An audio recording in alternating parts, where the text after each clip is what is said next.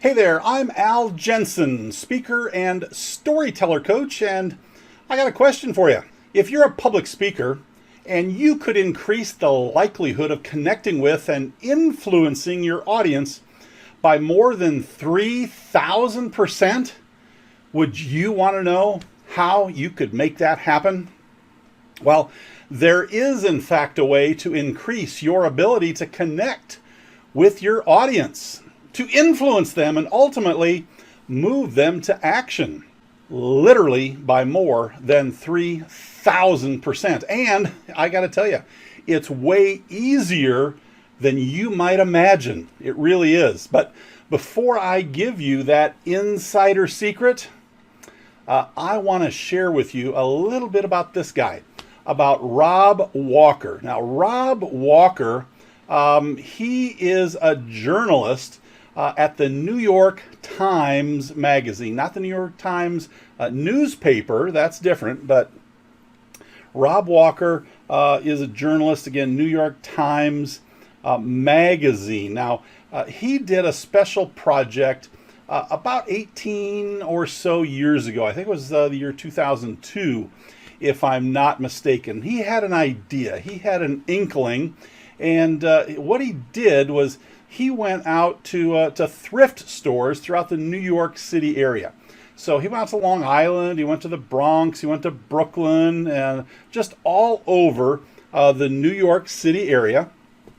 And he bought a bunch of what you might call tchotchkes, little just trinkets and trash, junk, garbage, just little stuff. Really had no real intrinsic value whatsoever. He bought 200 items, average price about $1.25 a piece. Now, to give you an idea, he bought like a plastic little gavel hammer. He bought a plastic key. He bought like little ceramic tchotchkes, little just various things. And again, paid an average of about $1.25 a piece, bought 200 of these items. So overall, spent about $250. And again, just little tchotchkes.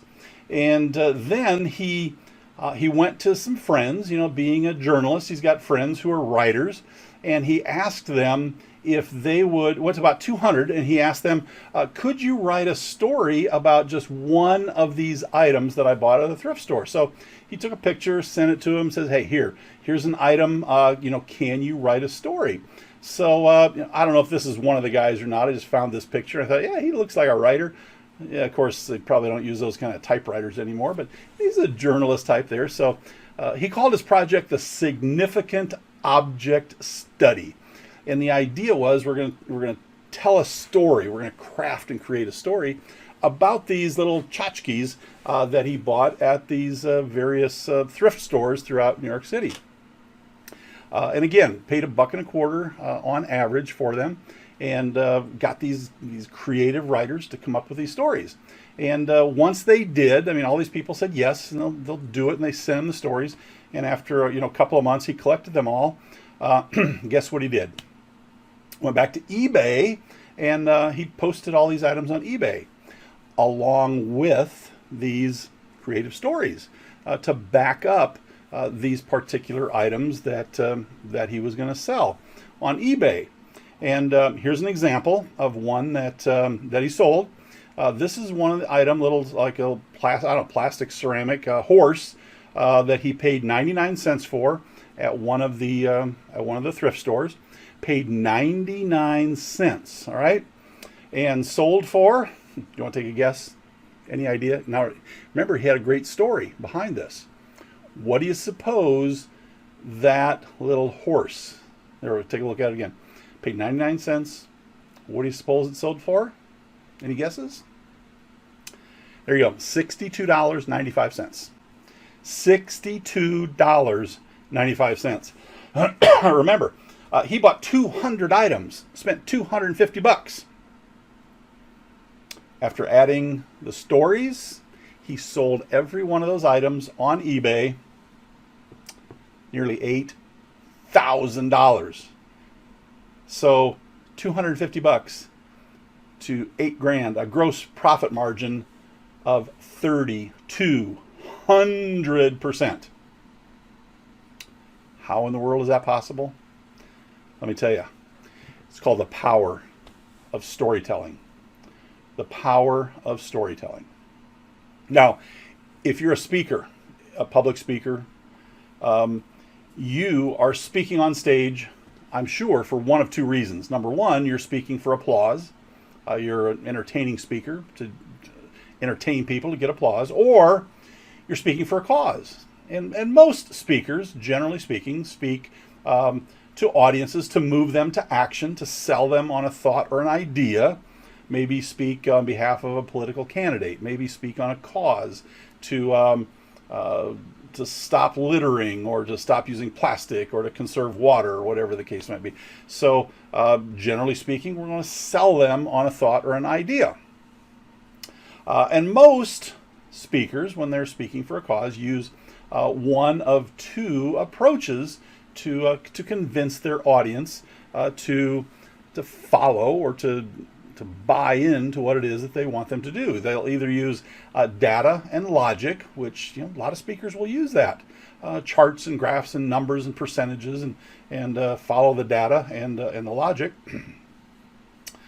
or they'll use story. And I'm here to tell you that the human mind is a story processing device. It's not a logic processing device. Think about it. When you watch a movie, you see the pictures and your mind thinks in pictures. When you read a book, you imagine the pictures that happen in your mind.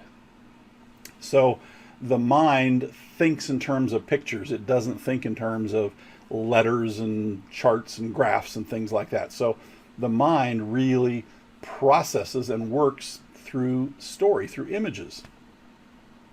And stories create emotional attachment. And consumers may think that they make purchasing decisions based on data and logic, but come on, we really know that it's emotions that drive our purchasing decisions. There's just no doubt.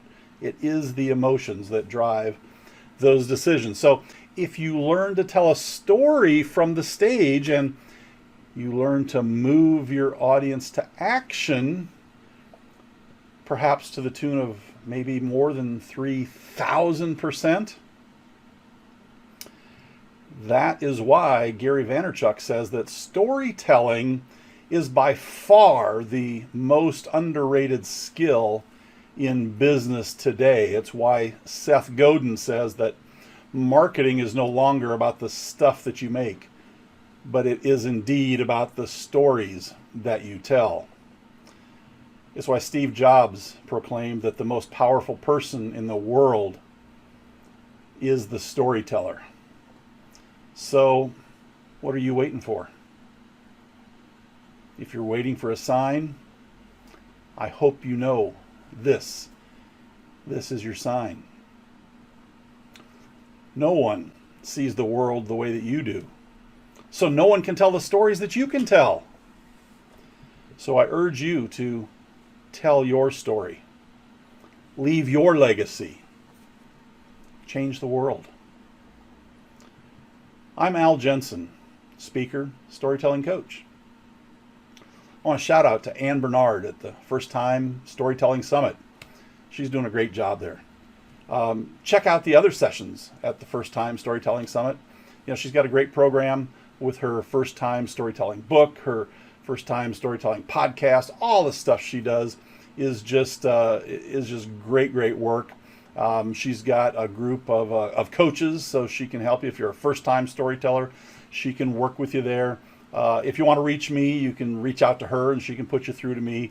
I do that kind of thing as well, but it's not so much who that you reach out to. It's the fact that you do get started, because you really owe it to the world to tell your story. You're the only one who sees it from your eyes. You owe it to the world to tell your story, to leave your legacy, and make your imprint. Change the world. Once again, I'm Al Jensen, speaker, storytelling coach, wishing you the absolute best, and I hope one day to be able to hear your story.